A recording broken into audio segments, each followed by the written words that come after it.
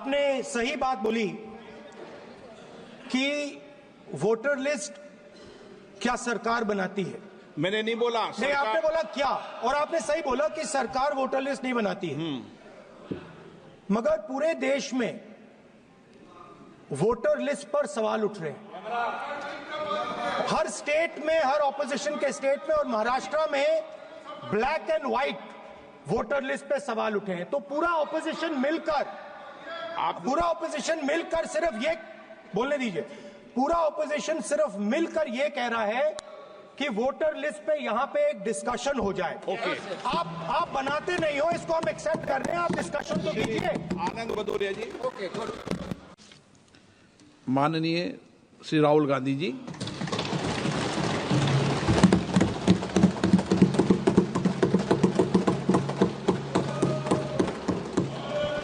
Thank you, Speaker sir, for allowing me to speak on the President's address.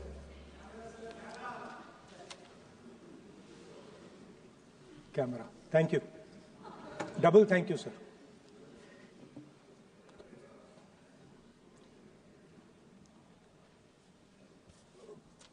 I heard the President's address. I sat there with Kharge ji and I listened to it. And I must say, I struggled through the President's address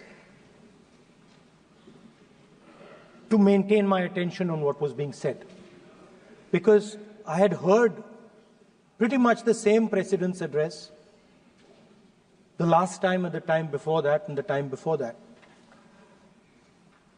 And it was the same laundry list of things that the government has done. We have done this, we have done this, we have done this, 50 or 100 things that the government has done. And so while I was sitting there, I was thinking, okay, I am being critical about what is being said. And I am saying that this is not the type of President's address that should be delivered. Well, the question came to my mind, what type of address would an India Gathbandhan government deliver? How would that address be different than the address we heard? Because it's no point me saying that it is a laundry list and then not providing an alternative idea. And so today I would like to lay out some dimensions of what an alternative address would look like, what the India Gathbandhan would probably focus on, and where we would lay emphasis. The future of this country is going to be decided by the young men and women of this country, the youth of this country. So I think anything we say has to be addressed to them, has to be spoken to them. The first thing in front of us, and this is something I'm sure the Prime Minister would accept and pretty much everybody in this room will accept, is that even though we have grown fast, we are growing slightly slower now, but we are still growing. A universal problem that we have faced is that we have not been able to tackle the problem of unemployment. No, neither the UPA government nor today's NDA government has given a clear-cut answer to the youth of India about employment. I don't think anybody in this room will disagree with me. I'll give a little statistic for the Prime Minister. The Prime Minister, something I would agree with directionally. The Prime Minister proposed the Make in India program. I think a good idea. We saw the statues we saw the functions, we saw the so-called investment, and the result is right in front of me.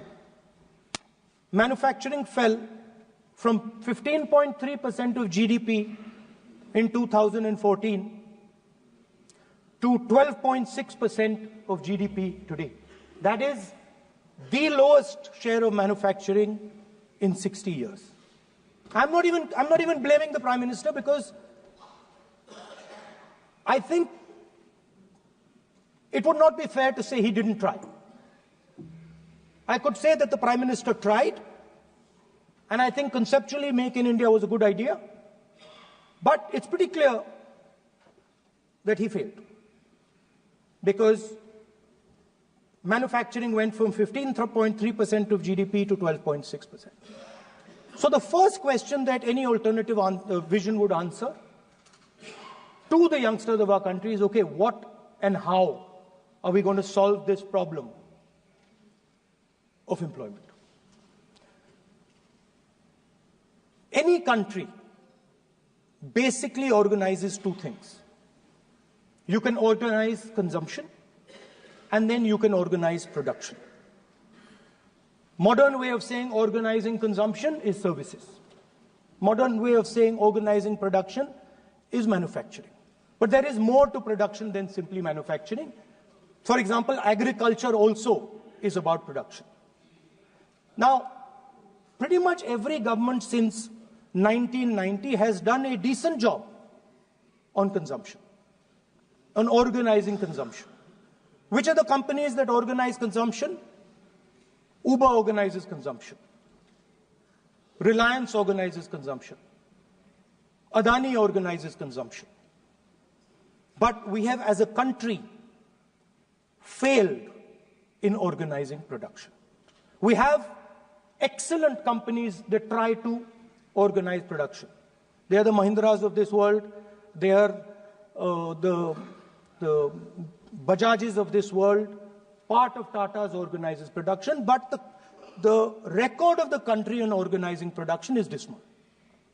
And essentially what we have done is we have handed over the organization of production to the Chinese. So this mobile phone, even though we are saying we make this mobile phone in India, that is not a fact. This phone is not made in India. This phone is assembled in India. All the components of this phone are made in China. The network that has produced this phone is made in China, is owned by China. So every time we use a phone, every time we wear a Chinese shirt, a Bangladeshi shirt, every time we wear a pair of Chinese sneakers, we are paying a tax to China. Because some Chinese youngster is earning a salary to make or to produce that product. So the first message I would give in a presidential address would be that India has to focus completely on production. Because if we do not focus on production and we continue to focus only on consumption, we will find that we will run huge deficits, we will increase inequality, and eventually we will run into a serious problem. Social problem because of unemployment, which we are already facing. If you look at the numbers of the amount of people who are in jail, if you look at the numbers that are spent on internal security, if you look at the numbers spent on our police forces, they're all spiraling. They're all rising. And everybody understands that social tension is on the rise in India. So now the next question comes, okay, so where is this employment going to come from? What is India going to produce? And for that, I'd like to tell all the youngsters of this country that there is a revolution taking place, an exciting revolution. The world is transforming completely. And the change that is taking place, at the heart of the change that is taking place, we are moving from the world of the internal combustion engine to the world of the electric motor. We are moving from petrol to batteries. We are moving wind, solar, potentially nuclear energy. So our entire way of moving is changing. And this is going to change every single thing. It is going to change warfare. It is going to change medical treatment. It is going to change education. It is going to change how we eat. It is going to change every single thing. और आप हमसे जुड़े रहने के लिए subscribe करें YouTube पर, follow करें Twitter पर और लाइक करें Facebook पर। और ज्यादा जानकारी के लिए आपको टाइप करना होगा सिर्फ न्यूज़ नशा।